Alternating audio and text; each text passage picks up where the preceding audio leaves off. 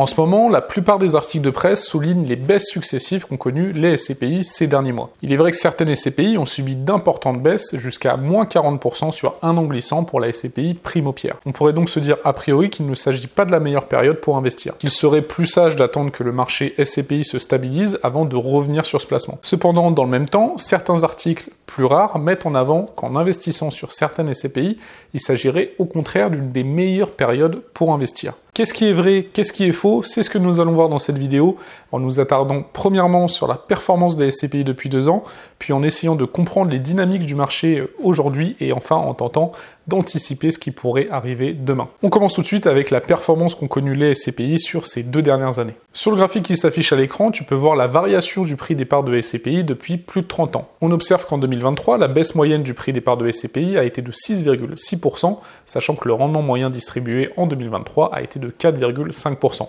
La performance globale a donc été négative sur l'année 2023. En 2024, nous devrions également connaître une baisse moyenne des parts de SCPI de l'ordre de 2%. Le rendement moyen, quant à lui, devrait être compris entre 4,5% et 5%.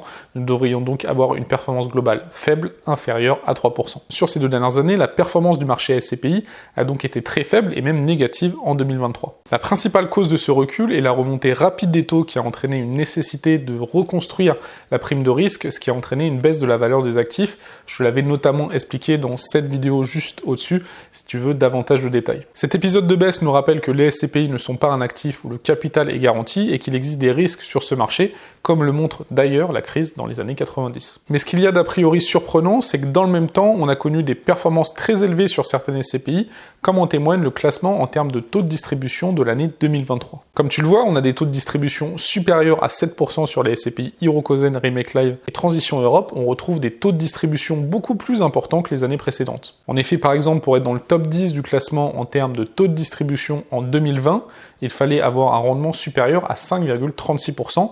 En 2023, nous étions à un taux supérieur à 6,02% pour être dans ce classement. Cela devrait être encore plus marqué en 2024 avec beaucoup de SCPI qui devraient dépasser les 7% de taux de distribution. On arrive donc a priori à un paradoxe où le marché SCPI perd de la valeur globalement, mais où certains produits délivrent des performances significativement plus élevées que ces dernières années. Certains investisseurs sont attentistes face à ce marché à 2 vitesses, ne sachant pas comment se positionner. Du point de vue des dynamiques du marché SCPI aujourd'hui, il faut comprendre que nous sommes sur un marché qui n'a jamais été aussi fracturé. Le marché est fracturé entre d'un côté des SCPI qui ont subi la hausse des taux et de l'autre des SCPI qui ont bénéficié de la hausse des taux. Pour être un peu plus exhaustif, la première catégorie de SCPI qui ont subi la hausse des taux sont des SCPI qui avaient une capitalisation importante en 2023, avec un rendement faible et une collecte faible. La principale cause de leur déboire, c'est l'augmentation des taux obligataires qui découle de 2 facteurs, le retour de l'inflation et le changement de politique des banques centrales, notamment avec la fin du programme de rachat de dette publique par la Banque Centrale Européenne.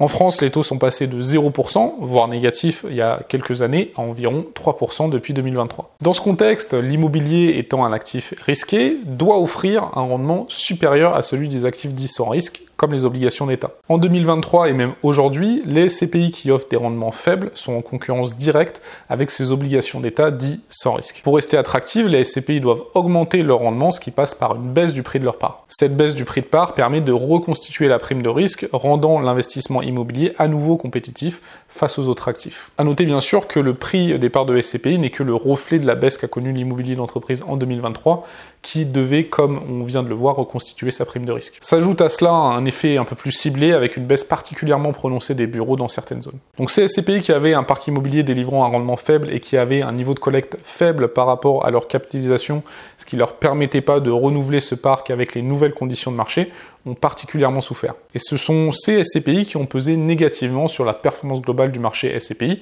d'où la performance négative qu'on a connue en 2023 et la performance faible que nous allons connaître en 2024. Maintenant, on peut voir l'autre côté de la médaille, les SCPI qui sont tout l'inverse, c'est-à-dire qui n'avaient pas une capitalisation élevée en 2023 et qui avaient une collecte importante par rapport à leur capitalisation et qui ont donc pu profiter de la baisse des taux pour acquérir un patrimoine avec des niveaux de performance très élevé, d'où l'augmentation du taux de distribution dans le classement qu'on a vu précédemment. En effet, comme sur le marché action, pour profiter d'une baisse, encore faut-il avoir des fonds à investir. C'est ce qu'ont eu certaines SCPI, la collecte étant particulièrement concentrée sur certaines sociétés de gestion. On trouve par exemple dans les sociétés qui collectent le plus Iroko avec sa SCPI Hirokozen et son taux de distribution supérieur à 7% en 2023, Arkea avec sa SCPI Transition Europe et son taux de distribution supérieur à 8% en 2023, ou encore Remake avec sa SCPI Remake Live et son taux de distribution supérieur à 7,5% en 2023. Donc pour résumer, on a un marché fracturé avec d'un côté des SCPI qui avaient un faible niveau de collecte par rapport à leur capitalisation,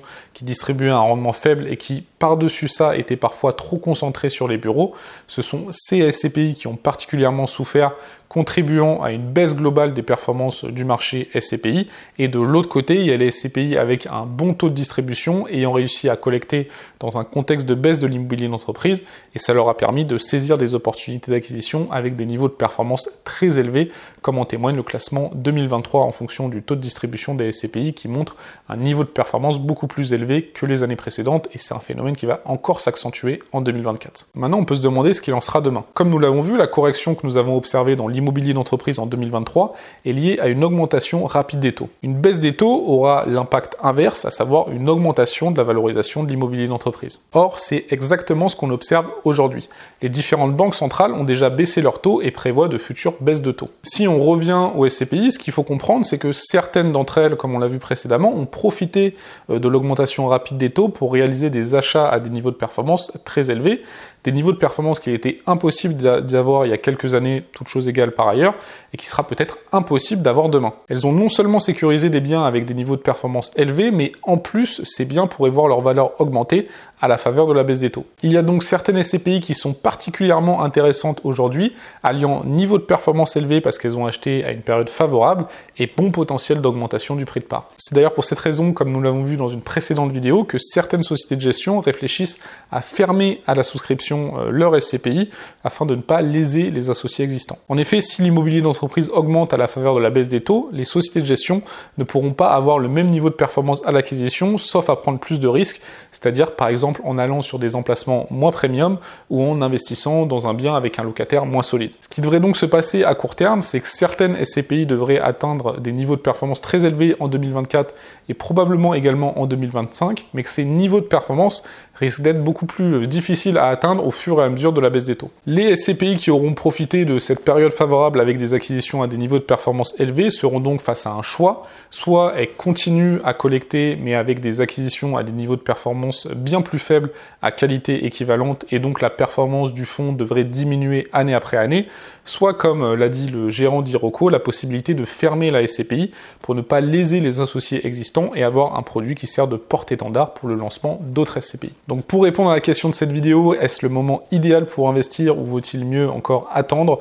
Tu l'as compris, je pense qu'à condition de choisir les bonnes SCPI, c'est le moment idéal pour investir avec à la fois des niveaux de performance élevés et un bon potentiel d'augmentation du prix de part. On pose aussi assez régulièrement la question concernant la vente de certaines SCPI qui délivrent des rendements faibles vers les 4% et où il y a malheureusement aussi souvent des problèmes de liquidité.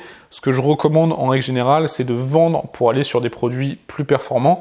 C'est parfois assez difficile à faire psychologiquement, à accepter psychologiquement, parce que ça nous fait enregistrer une moins-value et on a un peu cette idée qui est d'ailleurs complètement fausse, cet adage qu'on entend souvent, pas vendu, pas perdu, qui est bien évidemment complètement faux. En fait, la plupart du temps, il vaut mieux réinvestir sur un produit performant plutôt que de rester investi sur un produit à la performance médiocre. Si tu le souhaites, tu peux bénéficier de mon accompagnement personnalisé. On verra ensemble quelles sont les SCPI les plus performantes dans la conjoncture actuelle et quelles sont les stratégies qu'on peut mettre en place par rapport à ton profil et tes objectifs. En tant que conseiller en gestion de patrimoine, j'ai noué des partenariats avec la quasi-totalité des SCPI sur le marché afin de m'adapter au mieux à tes besoins. C'est un accompagnement totalement gratuit, tu paies exactement le même prix pour tes parts de SCPI, que tu passes par mon intermédiaire ou que tu souscrives seul, voire tu pourrais payer moins cher tes parts de SCPI en passant par mon intermédiaire.